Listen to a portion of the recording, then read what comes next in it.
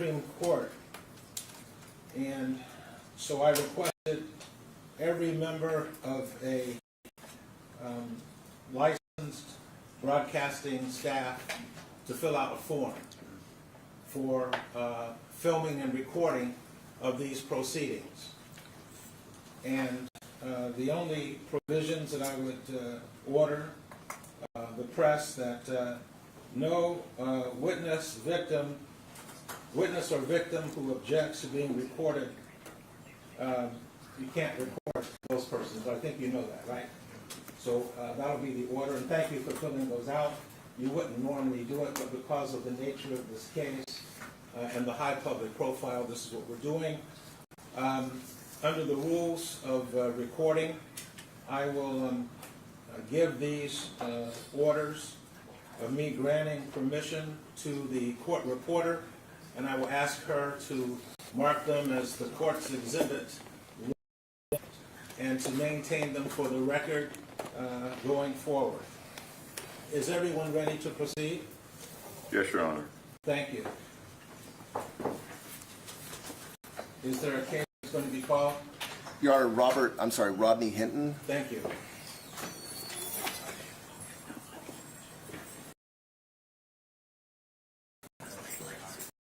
Mr. Bennett, at the prior hearing before today. Got to have a seat. Got to have a seat. Have a seat, sir. Sit down. Have a seat. That's my brother. Have a seat. Go for it.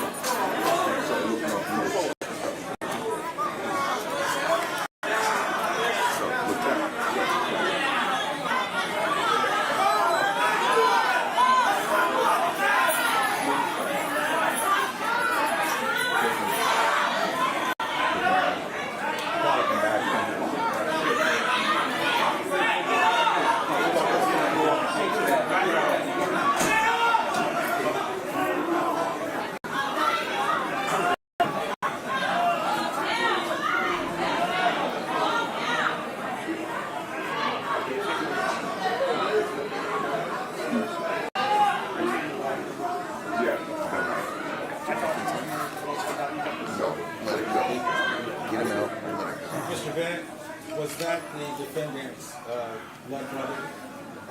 Not to my knowledge, Your Honor, no. All right. No. Okay. All right. Thank No. you.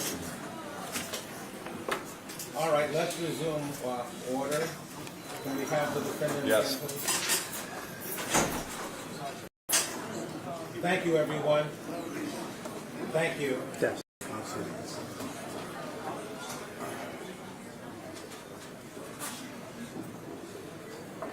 Yes, Judge. Give us a second. We'll come back out. Take your time. Thank you.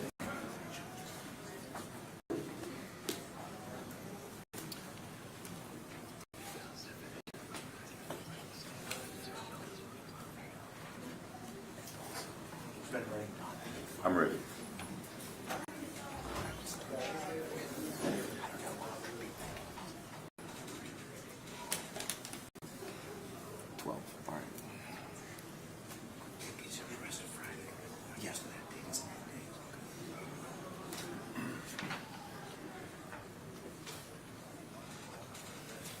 Thank you. Everybody be calm. We're going to get through this. There's order in the court.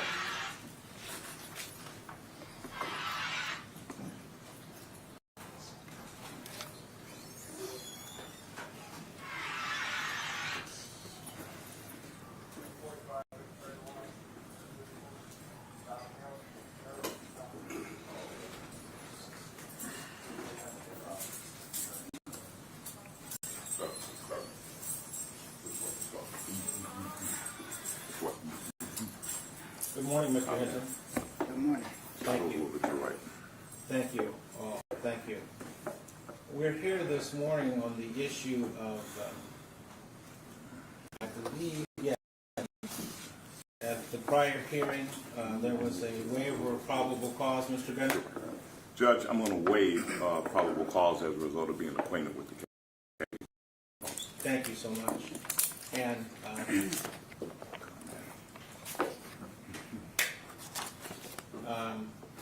Is there a plea this morning? There's a plea of not guilty, Your Honor. Plea of not guilty? Will Yes. you enter a plea of not guilty? And thank you. And as to bond, the state has requested a hearing on the issue of bond or bail. You may be aware of that. I am aware of that. Who would like to proceed? I'm proceeding, Your Honor. Thank you. And would you please speak loud enough so that everyone can hear you? Yes, Your Honor. Louder. Yes, Your Honor. Go ahead. Is it okay if he begins? Judge, he has a burden. Okay. Thank you. Clear and convincing evidence. Yes. Thank you. Your Honor, we will call our first witness, Officer Beebe. Where would you like Officer Beebe to stand, Your Honor? If it's okay, you can stand right there. If it's okay with him. Thank you. Good morning, officer. Good morning, Judge. So I'm going to swear him in. Do you solemnly swear or affirm the testimony you're about to give before this court will be the truth, the whole truth, and nothing but the truth? So help you God. I do. Thank you. Officer Beebe, I need you to state your name and spell your last name for the record. Carl Beebe, B-E-E-B-E. And Officer, where are you currently employed? I'm employed as a police officer at the City of Cincinnati Police Department. Okay, what is your current assignment? Currently assigned as a detective in the homicide unit. Okay, in that capacity, were you called upon to investigate a matter that involves the defendant Rodney Hinton? I was. Okay, is Mr. Hinton in the courtroom with us today? He is. The Please- identification stipulated. Thank you. Thank you. And identification is one of the elements in this process. And Mr. Nelson, would you advise the court of what statute, if any, that you are operating under this morning? Yes, Your Honor, it's 2937.222. It's hearings on bail and grounds for denying such. Thank you. Okay. Proceed. How did you become involved in the investigation involving the defendant? We were notified of a crash that occurred at 200 West Martin Luther King Drive, where a deputy was struck by a vehicle and at the time had serious injuries. Okay, and is that location in Hamilton County, State of Ohio, City of Cincinnati? It is. Okay, and so where did you begin your investigation? At what point? Myself and several other detectives, officers, and investigators from a traffic unit went to the scene. Okay. Now, were you able to trace the path of where Mr. Hinton was coming from on that day? We were. Okay, and where was he coming from? He had been coming from 801 Lynn Street, Okay. which is where the Cincinnati Police Department's criminal investigation section is located. Okay, and is that abbreviated CIS? It is. Okay, and are you aware of his reason for being at CIS? Yes. Okay, and why was he at CIS? He was at CIS to meet with CPD officials to review body-worn camera footage related to an incident that had occurred the day prior. His son had been shot by a Cincinnati police officer. Okay, and so was he there to, I guess, to meet with the chief of police?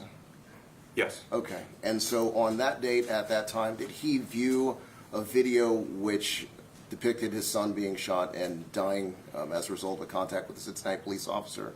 Yes. Okay. And then after he viewed that video, and if you know, approximately what time did he view that video? Shortly after 9:30 that morning. Okay. And after that, do you know where he went or what he did? Yes. So he left that the parking lot, I believe, shortly after about 10:30. Based on witness statements, he went to a couple of different locations, and then later returned. I believe about 12:40 he returned to our lot. Okay. Were you able to speak to the people or some of the people or family members that he was with when he was at CIS? I was. Did they describe his emotional state at that time? Yes. They said that he was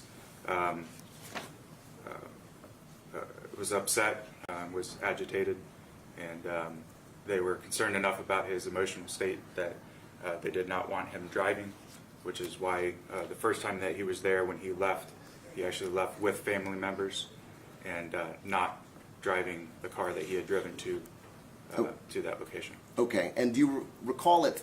What sort of car was he driving after he returned to pick up his car from CIS?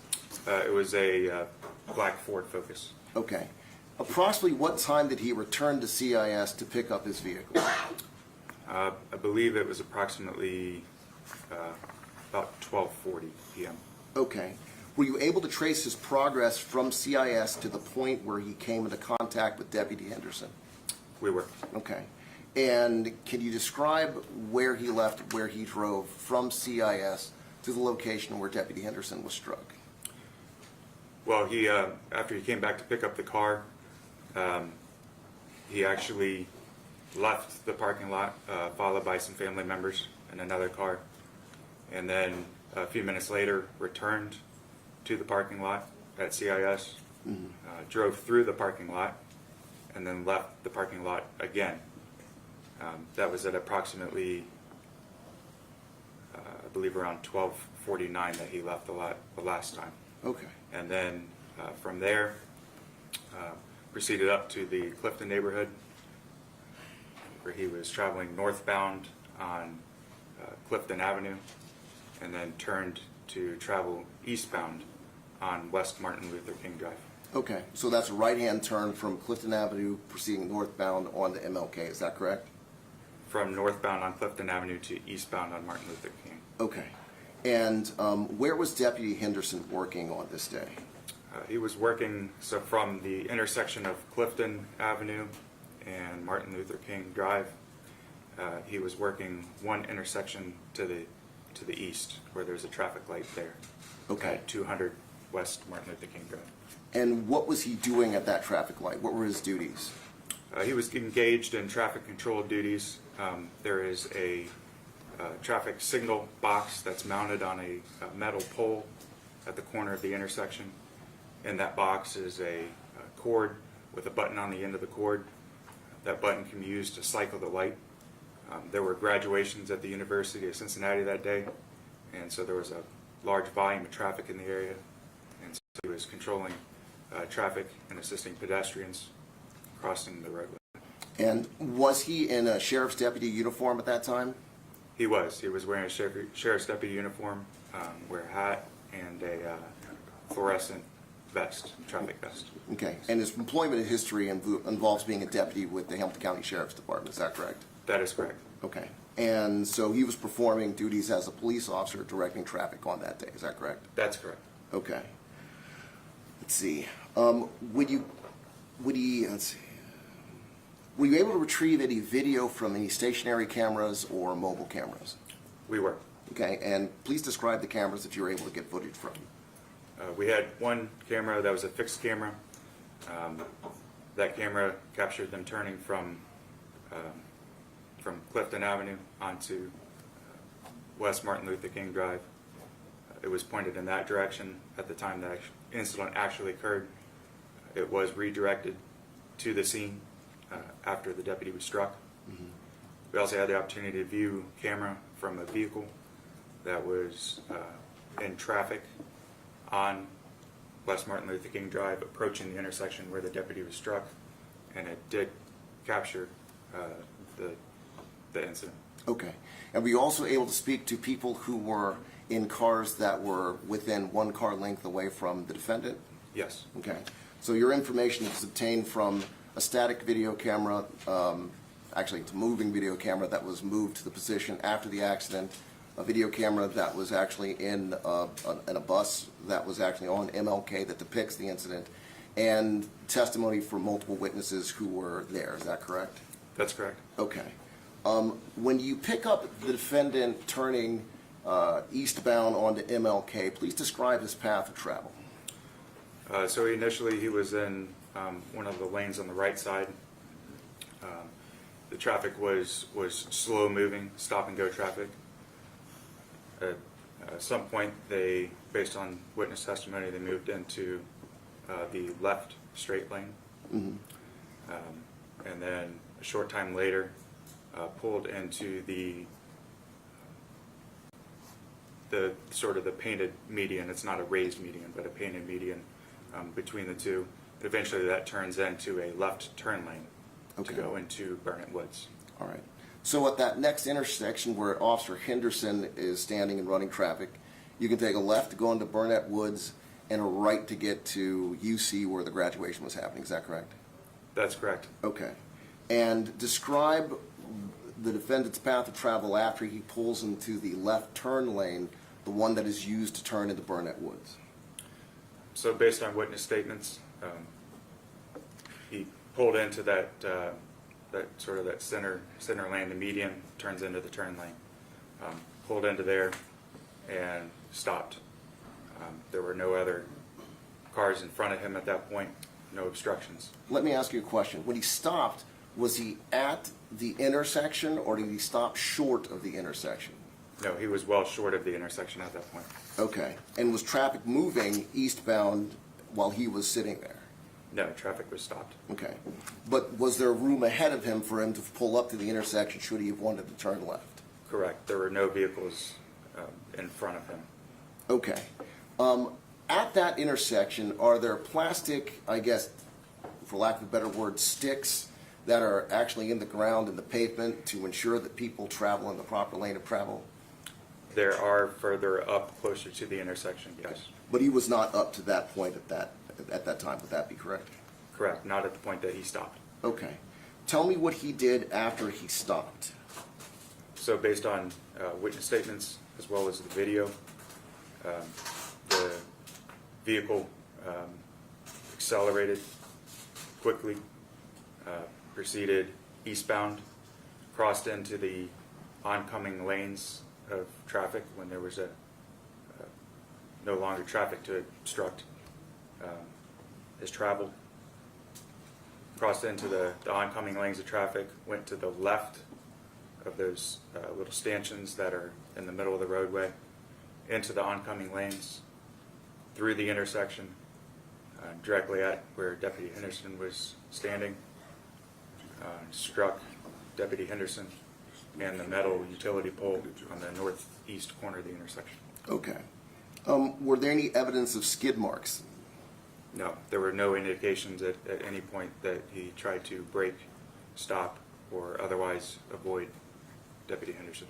And is that the conclusion our accident reconstructionists have come to at this point? At this time, yes. Okay. And does it appear from your review of the video that he headed straight for Deputy Henderson? Yes. And did any of the multiple witnesses that you spoke to and the people that were in the vehicles that were surrounding him, the people that were on scene, did anyone indicate that any attempt to slow down or deviate his path straight to Deputy Henderson? No, everybody said that he accelerated and was traveling at a high rate of speed all the way up until the time that he struck Deputy Henderson. Okay. And when he struck Deputy Henderson, was the deputy injured? Yes. Okay. And what happened after he struck Deputy Henderson? Deputy Henderson was launched several feet through the air. He came to rest in a turn lane several feet from where the collision occurred. Okay. And what happened in the immediate aftermath after he struck Deputy Henderson? Where was the defendant? Who was on scene? What happened? The defendant was located inside the Ford Focus. There were some other officers that arrived almost immediately, as well as several citizens that began providing aid to Deputy Henderson. Okay. Was there anyone who was in the car with the defendant? No, he was the sole occupant of the Ford Focus. Okay. So is there any doubt that he was the driver and operator of that vehicle at that time? No, none at all. Okay. And what happened to Deputy Henderson? Deputy Henderson was transported to the University of Cincinnati Medical Center where they attempted life-saving measures.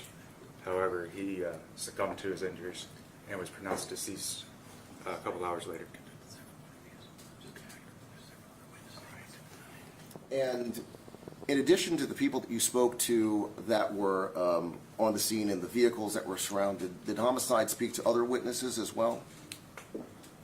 Yes. Okay. And from your investigation and from speaking to those witnesses, what is your conclusion as to what happened on that day?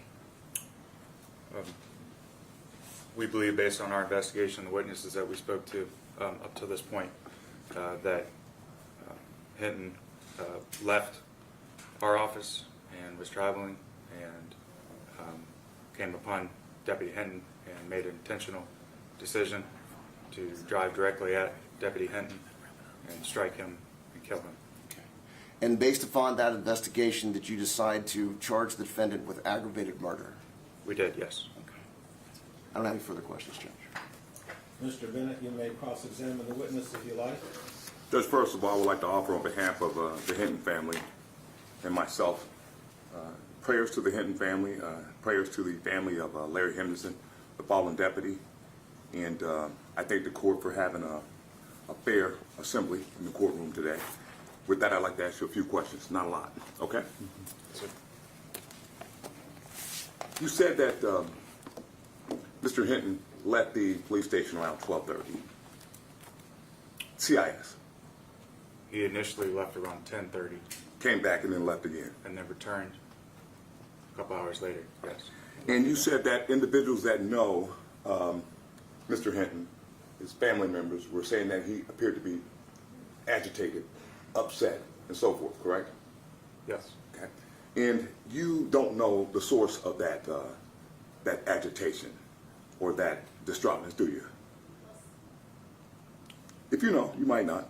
I don't think you do, but you have to answer the question. The source of the agitation? Yes. Well, I would assume it was because of I believe it was because of the video and the reason that he was at Right. CIS. Do you know the mental history of Mr. Hinton? No, I do not know detailed mental history. Right. Do you know whether or not he's had any medically documented infirmities or conditions? Do you know that? You don't, do you? No, I do not. And then you also don't know his state of mind at the time of the incident near Burnham Woods and Martin Luther King Jr. Drive. You don't know that either, do you? Based on the facts and circumstances surrounding it, I think we. You think he and the intentionally did it? evidence- And the evidence, yes. Yeah. Are you familiar with acts of someone that is not in their right mind when they commit a criminal act? If you know. Can you clarify your question, please?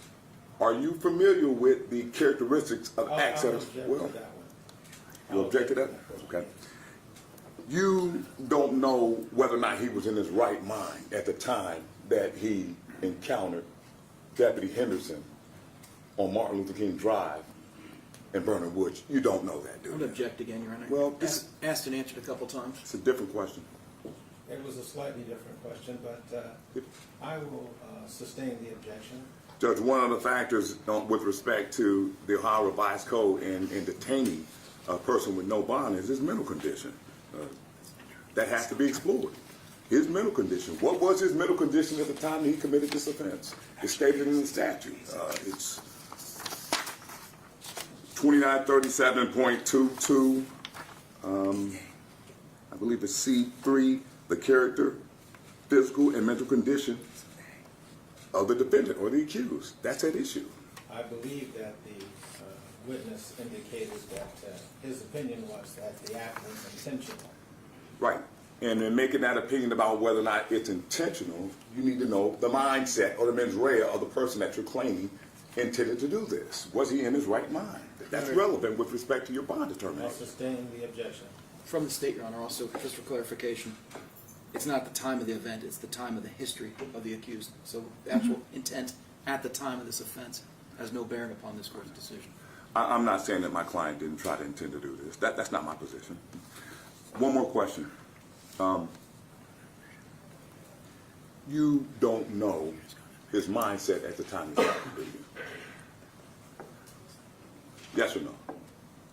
Like I stated previously, with the facts and circumstances surrounding it, and him driving up until that point, and all the circumstances that surround him leaving our office, and from talking to witnesses, he was emotionally distraught, and they were concerned about him driving, and they were concerned about his safety. No further questions, Judge. Mr. Bennett, thank you for your questioning. Does the state have any further witnesses? No further witnesses, no further questions, Your Honor. Please. None, no, Your Honor. Mr. Bennett, under the statute, the defendant has a right to speak if he wishes at this hearing. We're not going to exercise that right, Judge. I'm going to speak on behalf of Mr. Hinton. Thank you, but you do recognize that under the statute that the court must allow the defendant to make a statement at this hearing if he wishes. That is my understanding, and that's a right I don't wish to exercise on behalf of my client. I don't want him to speak. Is that right, Mr. Hinton? All right, thank you so much. State of any further witnesses? No further witnesses, Your Honor. All right, shall we move to argument? Yes, Your Honor. All right, so the position of the state is that, what's the state's position as to bond? Judge, as to bond, in closing, what I would say is that pursuant to 2937-222, we have shown proof that it is evident that the defendant committed the crime. We have an investigation that includes information from multiple witnesses who are within 1 car length away or less from the defendant, and 2 videos depicting his path of travel, one of which shows the collision. This evidence and testimony suggests that people were worried about him when he left the police department, having just viewed a video of the death of his son. And he was observed by witnesses and video cameras as he operated his vehicle and drove towards where the police officer was. The evidence suggests that he proceeded eastbound on MLK until Deputy Henderson came into his view. The evidence then shows that he deviated from his eastbound course, pulled into the leftmost turn lane, and waited. And before he put his foot on the floor of the car and accelerated in a rapid manner and deliberately ran into the first police officer that he saw with a car that weighed over a ton, causing the death of the officer. We believe that his pause, his consideration, and his deviating outside the yellow lines while driving in the opposite lane of travel demonstrates prior calculation, design, and premeditation in causing the death of Deputy Henderson, who was a law enforcement officer engaged in the course of his duties. Because of the extremely random nature of this attack, it renders an unpredictability to the defendant that cannot be accounted for with a bond when he was released, because we have no way of preventing him from removing an EMU device no matter what kind of bond you give him, and gaining access to another vehicle and doing this again. Defendant in his current state is a giant mental health question mark and is a clear and present danger and poses a substantial risk of physical harm to law enforcement officers and to the public, as evidenced by his conduct on the 2nd of May. There are no other alternative means or conditions of release that will adequately protect the public. The weight of the evidence, the nature and circumstances of the offense charged as being an offense of violence, the defendant's mental condition, and the nature and seriousness of his danger to police officers and others in the community strongly suggest that denying bond is both in the interest of the community and in the interest of the defendant. Additionally, Section 2937-222 provides a mechanism in which the Court of Common Pleas can review and modify your order should new evidence come to light if there is a change in circumstances, as that can affect bond. But at this point, Your Honor, we believe that we've run our burden pursuant to 2937-222 and ask that you deny the defendant bail. What do you have from the state with respect to the a personal history or criminal background of the defendant this morning? Your Honor, the And defendant... this is required as review Yes. under this statute, Mr. Bennett. Yes, it is. Thank you. So, Your Honor, in 2017, there was a domestic violence charge where the defendant pled guilty to disorderly conduct. In 2019, there was an assault conviction out of Hamilton County. And then I believe there was an assault conviction out of Middletown from 2023 and an aggravated menacing conviction out of Middletown from that same court. So that's his prior history. Thank you. And what about any known community contacts that you're aware of? I'm not sure what you mean by that, Your Honor. His family background, do you know anything about that? I don't know anything about that, Your All Honor. right, thank you. Let me turn, have you finished your argument? Yes, Your Honor. Let me turn to Mr. Bennett. Mr. Bennett, anything as to bond or bail under the Constitution? Judge, I'm going to address the factors that are set forth in the statute for no bond and also Criminal Rule 46. Before I do that, in summary, what I would like to do, I want to make certain that this young man is treated as a mentally ill person and not as a cop killer. I don't think he was a cop killer. I think he was not in his right mind. And I think he should be treated like any other mentally ill person that commits a crime under the auspices, control, and authority of a mental defect in a condition. That's what we have in this case. Do you plan to file a request for a competency evaluation after this hearing? Yes. All right? Yes. This court is not empowered to do that today. That's why I was going to ask for it If after the the matter proceedings. is referred to the grand jury for consideration and further indictment, you may have the opportunity to make the request at that time. Right. I wasn't making a request at this time. I was advising the court in general what I think the bond should take into consideration with respect to Mr. Hinton. And I was simply educating the public The public, of the process okay. I and understand. letting the public understand what this process is and when certain things can and cannot occur. Right. So the court would not hear a competency Correct. referral today. That's my understanding. Thank you. Go ahead. Mr. Hinton's 39 years old. He has an ORA score, which is a report and an opinion by professionals that are independent and objective. They gave him a 1. That's an indication that you're not a recidivist, and that's an indication that you're going to attend these judicial proceedings in the future, and that you're going to behave in a manner that's consistent with the safety, health, and welfare of the public. He received a 1. Secondly, he's residentially stable. His family lives here, his extended family. He lives in Middletown, as I understand it. No, he lives in Hamilton County. All right. Okay. All right. I thought He it has was- lived in Middletown in the past, but he lives in Hamilton County now. For how long? Can you share that? Several years. All right. Go ahead. Strong family ties. His family retained me. He lives with his significant other and his children. He does have limited contacts with crimes of violence. I think there was several low-level misdemeanors. Other than that, he doesn't have a felonious criminal record and doesn't have a significant history of failure to appear. I think there's one failure to appear. I conducted my investigation, and I couldn't find out where that one failure to appear came from. But what I agree with the state is that there is a giant mental health issue, and I would ask that whatever bond, whether it's a no bond or a monetary bond, I would ask that it be coupled with or inclusive of a requirement that he have mental health treatment. You can't do a competency report, but you can, as a condition of bond, make certain that he's treated mentally. He's receiving no treatment in Claremont County, mentally or physically. I've got a problem with that. And I would ask the court to take that into consideration with respect to the judgment here or decision on bond. That's all I have at this point. Thank you. The state have anything final to say? Judge, the only thing I would say is that I don't really have an objection to him getting mental health treatment in jail. That's fine. I mean, mental health treatment is good. But as far as what we need to show is, number one, the proof is evident or the presumption is great that he committed the offense with which he is charged. We know that because we have video and witnesses who saw it. Number two, he poses a substantial risk of serious physical harm to persons or the public. And he... Why don't you repeat that first paragraph again?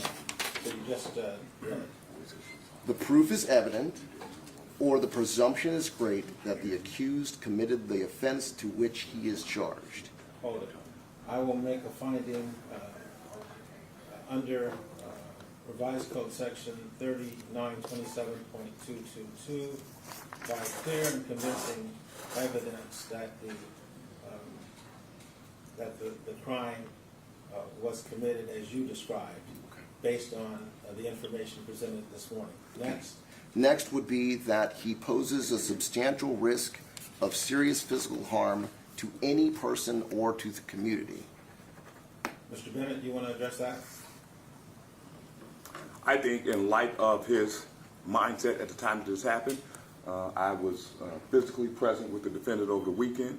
I think he has mental issues. I think it's a long way of answering your question. I think the conduct in question is classic mental illness, criminal conduct. It's always intentional, it's bold, and it's conspicuous. I don't know that... That's a hallmark sign that somebody is not in their right frame of mind, no attempt to deceive, no intent to hide what they did, because they think that what they're doing is right, and they think that what they're doing is right because they're not in their right frame of mind. They don't understand the wrongful set of conduct. So yes, I'm agreeing with Mr. I cannot recall, either in experience or outside experience, a case that I've ever seen like this. And based upon the state's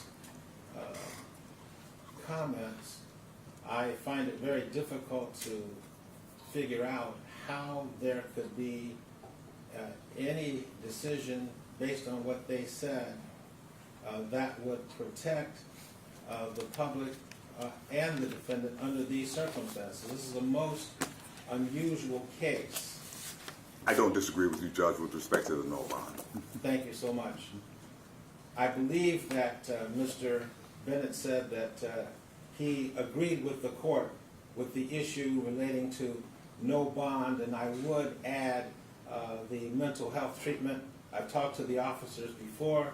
They have assured me, and I'll ask the state to make the assurance that if he's continued to be held at Clermont County, they'll be kept in a safe way, and that he will be watched over Yes, Your in Honor. a way that would not relate to any self-harm based upon what everybody has said today. Judge, I don't want to. I don't want the court to misconstrue, or the public for that matter, my comments about his stay in Clermont County. Clermont County is doing a great job. I met with him this weekend. He was in a black jacket. They're making certain that he doesn't harm himself or anyone else.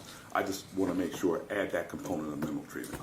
You understand that as an impartial jurist deciding these issues between the defendant, his rights, and the state and its presentation, that the court's required to make these inquiries. Yes, Your Honor.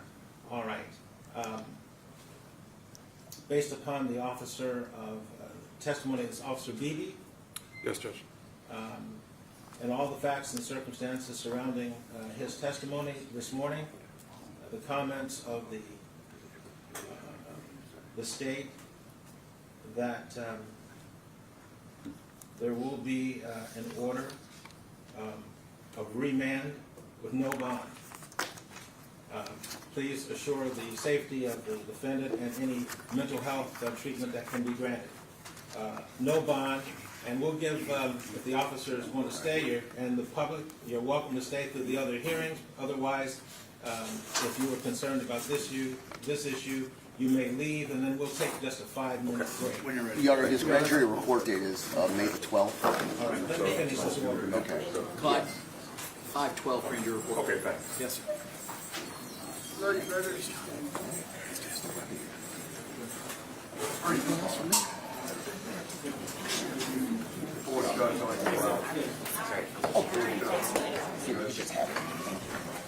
didn't do it verbatim. I just changed that clause. Excuse me. I'm sorry to bother you. I'm not the assistant fire. I just want to make sure we got your name. Oh, it's Ryan Nelson. Ryan Nelson. Yes. So normally I assume. Yes, ma'am. Yes, sir. And you're with the prosecutor's office? Yes, sir. Yes. Hi, good to see you. Thank you.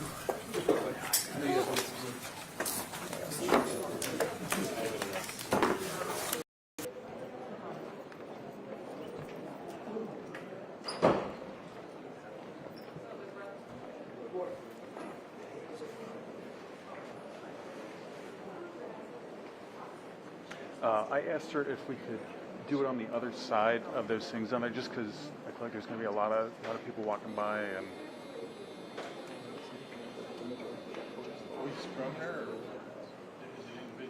no, it'll be everybody at once.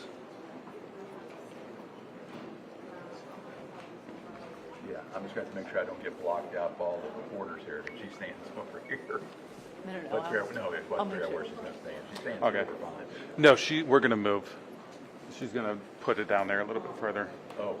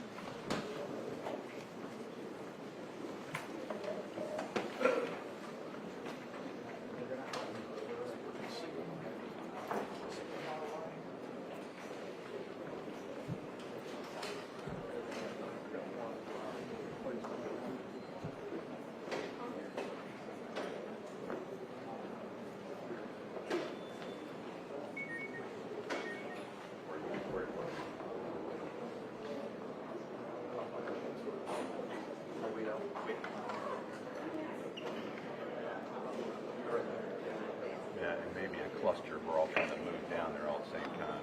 Having her come here. I think it'd be easier to have her come here than us all trying to cram down the hallway. Yeah. I think it's going to be a cluster of us trying to do that. You want me to go tell her?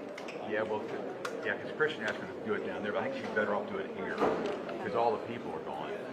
And it's going to be a cluster for all of us trying to cram down that hallway with all of our cameras in here. We're set up right here. I think we're still minutes away from it. I don't think that it's going to happen anytime soon. I know, but I still think all of us trying to get all these cameras down there and try and fall over each other is going to be a Where the nightmare. light is going to come out. Since we were all set up here, I think it's easier to bring her here.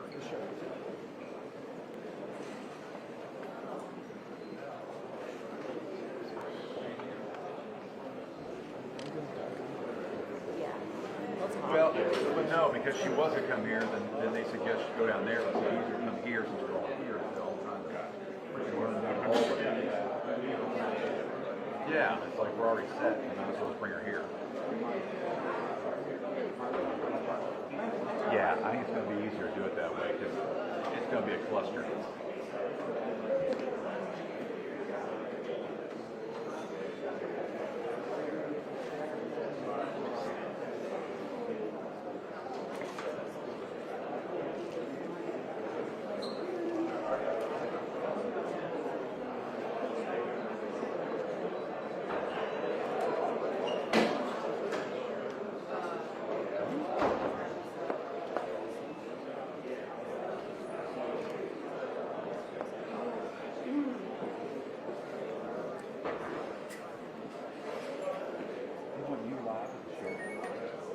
They can take them. I mean, I'm live right now. Look from the rim, they'll see it. Allie. Dean, it's nice to meet you. You're very welcome. Give you the mic. You don't have a wireless anymore. Well, now they want to take it off. It's going to be easier. I'm fumbling over everything. Why don't you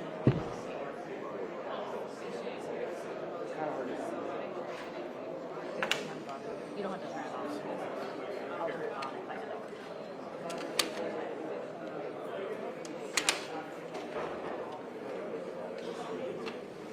No, I don't think so.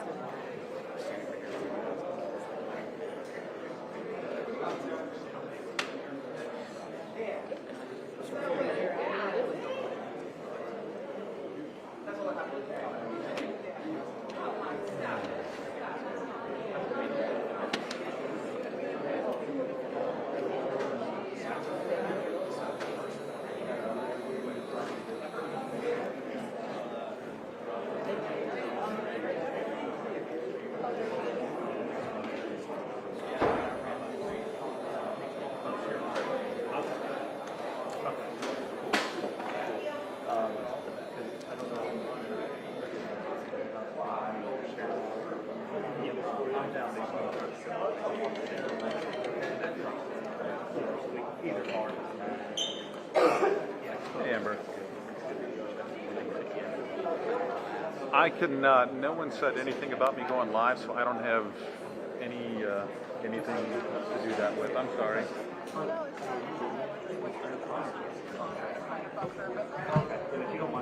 Okay, she should be talking here shortly. So, do you want to move down there? Okay, thank you. You're going to have to grab that microphone. Yeah.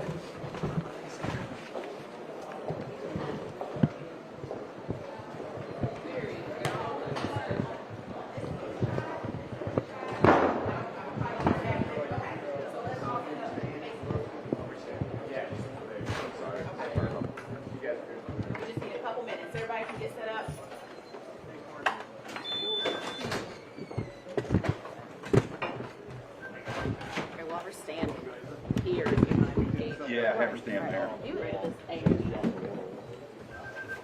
Hold on.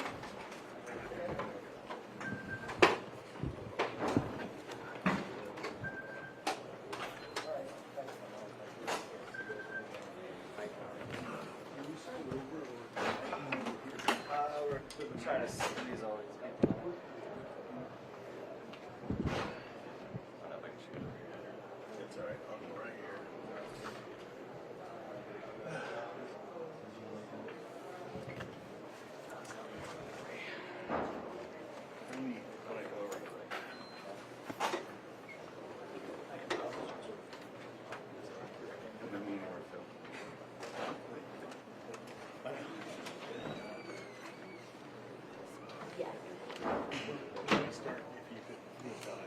Okay. Thank you so much. Yeah, she's not gonna be able to. She's recording. What's that? She's recording. Then she needs to move somewhere because we're all She was- friends here. We're Yeah, all yeah. friends. So It's okay. It's okay. I was in a great spot over there too. So. You're good.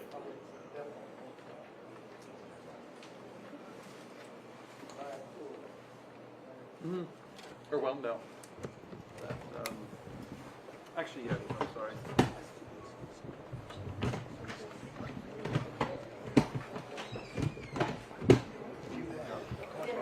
Okay.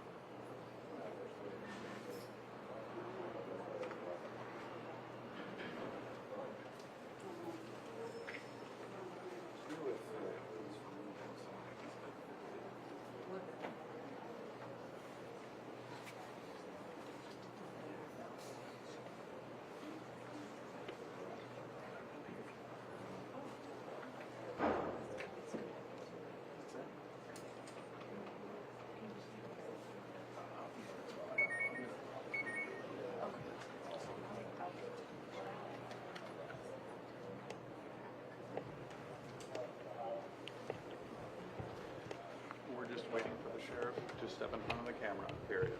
We were told it'd be any minute, period.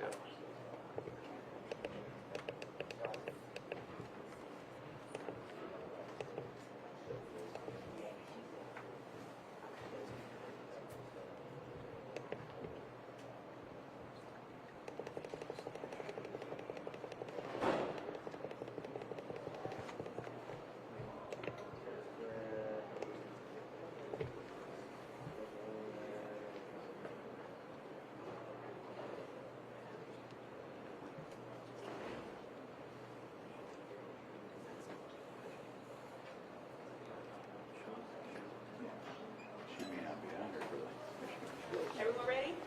There's your copy.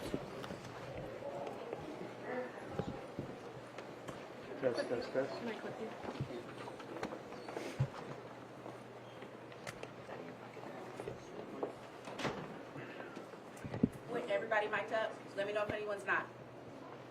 Speak now, okay? Okay, Sheriff, you're good. First of all, I'd like to thank the community for their outpouring of support. I know this is a difficult time for everyone who lives in this community. I understand that tragedy has taken place, and certainly we're mindful and aware of that. What I want to talk about right now is our fallen deputy, Larry Henderson. He was a 33-year career deputy for our department. He retired approximately 5 months ago, and he continued to serve under oath, and he was directing traffic that day at what would have been a very, very joyous occasion for the University of Cincinnati graduates. Unfortunately, you know what unfolded, and we have lost Larry. Larry has been a deputy who has been so extraordinary. We've retired his badge number 129 will be retired. Larry touched so many lives in this organization because he was a trainer, because he worked in so many specialized units. And Larry was very animate about the fact that he stay on the front line. He did not wish to take exams to be promoted because Larry's service was on that front line. And I have to tell you, that is bravery extraordinaire. When deputies decide that they want to be out there facing every day to day, that's a sacrifice, and it's a sacrifice for his family, and they have made the ultimate sacrifice. We're going to celebrate Larry, and we're going to mourn Larry, and we're going to do that this week, and Larry is going to have a tremendous full honors send-off. Thank you. Quick question for you. Is there anything that can be adjusted or changed when it comes to officer safety? Obviously, this man apparently had it out to do this, but is there anything that the sheriff's office can do to maybe put some safety changes in place that maybe could offer a little more protection? We have done everything humanly possible to protect law enforcement, and that is training, de-escalation training, improved vehicles, improved equipment. What I can tell you is this: each and every officer that holds their hand up to take the oath understands the danger, understands the risk of this, wearing this uniform. And each of those men and women show their courageousness each and every day. Larry Henderson was one of those officers, one of those deputies, and again, he was extraordinary. And while we are concerned with safety, when other people stay in their houses because it's too dangerous to go outside, we're outside. We're standing, and we will continue to stand. We will continue to create legacies in law enforcement. The men and women behind me are creating a legacy. All of the men and women that you saw here today, they're here because they are honoring Larry's service, and Larry had a long history of service. He was also a Marine. I want that noted. All the veterans out there, we are honoring Larry's service as a Marine. He was certainly an all-around extraordinary man who gave his life to public service. How's his family doing? His family is doing as well as can be expected. It was an incredible shock, you can imagine, to get that call and have to show up one by one by one to find out the shape that Larry was in, to find out the tragedy that had occurred. And it was incredibly heart-wrenching for all of our deputies who remained at the hospital, who remained for hours and hours and hours waiting and making sure that we met the family's needs. We saw a lot of emotions in the courtroom today, and even a lot of chaos kind of disrupt. As this goes forward, how do you protect everyone in the courtroom as well? Certainly as law enforcement, we understand that emotions can run high in the community. We understand that it is our job to keep the peace. It's our job to stand steady, and it's our job to respect the community and understand that while we are mourning and we are hurt, and Larry's legacy will live with us forever, we also have to understand that we are trained. We are trained to respect human rights. We are trained to respect everyone who we serve in this community. Y'all trying to Sheriff, kill. would you mind One more question, sharing final a story question. about Larry Henderson? Anything that you can remember? Or anything your deputies have shared with you as you Sure. So, Larry, deputy shared with me a conversation that he had with Larry just recently. He was working a detail with him, and the deputy shared with him that, he was taking some medication for having diabetes. And this deputy was not as tall in stature as Larry. And Larry looked at him and said, "Well, that's why you're so short." So they laughed. It was a very light moment. And that was Larry's sense of humor. And that's one of the reasons Larry was so well loved. He had a incredible gift, and that is a gift, to relate to every deputy, everyone that he touched. And that's why you will see the outpouring that you do of deputies and the public. And again, I want to thank everyone for all of the outpouring. The family thanks you. It's an incredible grief that they're experiencing now, and we are supporting them.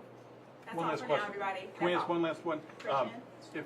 If you all are watching video like the police were with the family in this situation, will counselors be made available for family members in future situations? We have a robust wellness program that we brought on when I took the oath of sheriff. We had a peer support call last night to deputies who needed peer support. We gave the location 100 deputies showed up for that peer support. We had counselors available and therapists, and we will continue to support the family in that way. Thanks, everyone. If you can get your mic from Sharon, please. Thank you all so much. We appreciate it.